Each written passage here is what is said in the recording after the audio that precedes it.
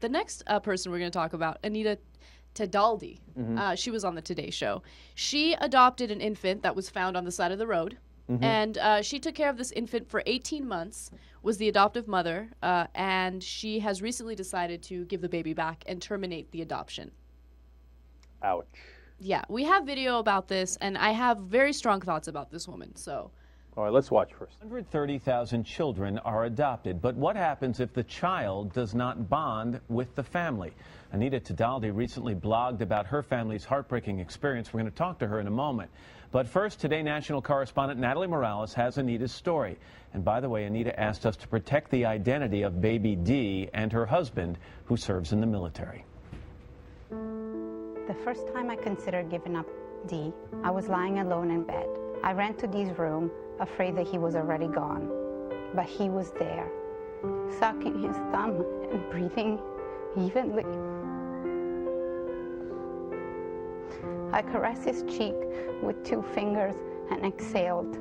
Tell me about the very first day you got that phone call and told you, we have a child.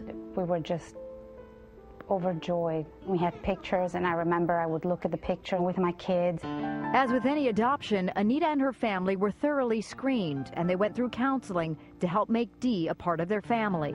He had been found by the side of a road, but the doctor estimated he was younger than 1 year. Dee lacked strength in his legs and had a completely flat head from lying in a crib so many hours a day. But the physical or developmental issues weren't the real problem.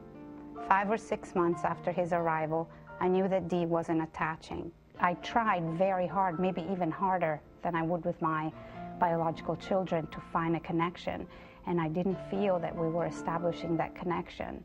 After 18 months of trying to bond with Dee, Anita came to a heartbreaking realization. My thoughts and emotions were disjointed and came in waves. One moment I was determined to keep Dee because I loved him. An instant later, I realized that I wasn't the parent I know I could be, and that I should place Dee with a better family, with a better mother. She chose to terminate the adoption, and she began looking for his new family. I explained to him that he'd been joining his new family and that we loved him very much, that he had done nothing wrong. In our last moments together, I stared into his eyes and told him that I loved him and that I tried to do my best. Do you feel like you failed him?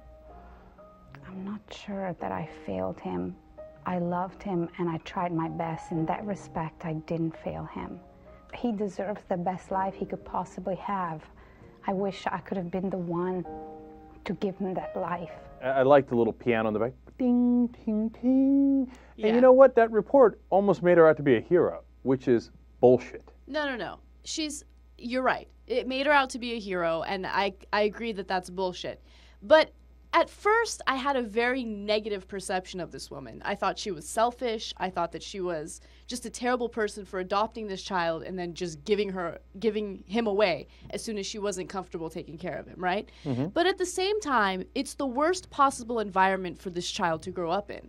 Because if she doesn't feel the same connection with this child as she does with her 5 other daughters, her 5 other biological daughters, that child is going to realize that. And he's going to grow up, or he or she is going to grow up with psychological issues.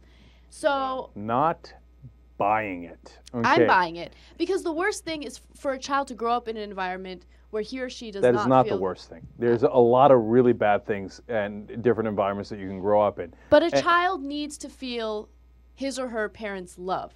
And if this woman was not able to love this child... She claims she loved him, but that for his sake that she was going to give him away. My ass. Yeah, before you get to your point on that, wasn't that she was saying she wasn't attaching, she said he wasn't attaching to her. Isn't that what she was saying? She said that she did not feel a bond with the child. Well, okay. Because she said, I remember them saying he wasn't attaching. Yeah, I don't know what that means.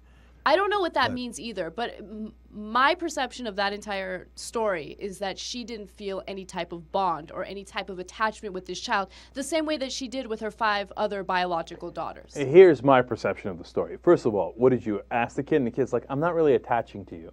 No, it's her decision, her feelings, right? Yeah. And she claims she loved him and then wanted him in a better environment. No, you don't give kids back, okay? They're not toys. You can't do that. And the question they started with is, what happens if you've adopted someone and you don't bond? Well, what happens is it's a sad day for you, okay? And you keep the kid and you try your best. And you try to give them the best possible atmosphere to grow up in, and you move on with your life. You don't give kids back. Look, I had a friend who gave a cat back after promising 800 times that he wouldn't, right? And the animal rights people flip out over that. Right. Now, it's an animal, it's different. I understand them flipping out. Okay, so when he gives a cat back, I can live with it, okay? But you can't give a kid back. And don't give me this BS excuse about, I wanted something better for him. And I'm sure his next family, look, I don't even know where the kid went. Did he go to a foster home? Did he go to an agency? I don't know where he went. But it seems to me a really weak excuse to be like, oh, no, he's going to be in a better situation where he's going to bond with someone else magically. No, now the kid's like 2.5 years old, and you ripped him away from the only family he knows, and you're giving him to another family and hope he bonds better with them in some magical way? No, this is purely selfish, and it's covered up by piano music. Ding, ding, ding. Isn't she nice? And gauzy little camera action. That makes her look pleasant. Look, Jake, no way, not buying it. I'm in the middle with this story, okay? You're a little extreme in judging her, okay? But at the same time, I don't know. I mean, she found another family. He's already with a different family, and he's not in a foster home. They adopted him. I just feel like I wouldn't want to... That's better. I'll give you that. Okay. Yeah, that's better. But I wouldn't want to know that a child is growing up with a family that does not feel any type of attachment or bond with him. Like he's kind of But Anna, you can use that as an excuse to get rid of all your adopted kids. I don't know. He's in his terrible twos. He was kind of a pain in the ass. He's got a flat head. Let somebody else bond with his ass, okay? And she said, I told him that you've done nothing wrong. Yeah, that'll really work. You're excused. You're relieved of duty, okay? You're no longer a kid, but don't worry. I'm going to explain to a 2.5-year-old you've done nothing wrong. Yeah, and I see what you're saying. I mean, that rejection is going to have psychological impact on him. Like of course! Right, I understand that. But growing up until he's 18 years old in a household that doesn't love him, that doesn't see him as a real family member, that has even worse impact on him. So, I don't know. What do you do? So you're saying, okay, just keep him in the house and try your best to make him feel comfortable there? Adoption is a lifelong commitment. You don't adopt and say, hey, you know what, this one ran out of batteries. I'm going to give it back. Okay, it's not acceptable. I know, I see what you're saying. No, it's a lifelong commitment, and you do the best you can.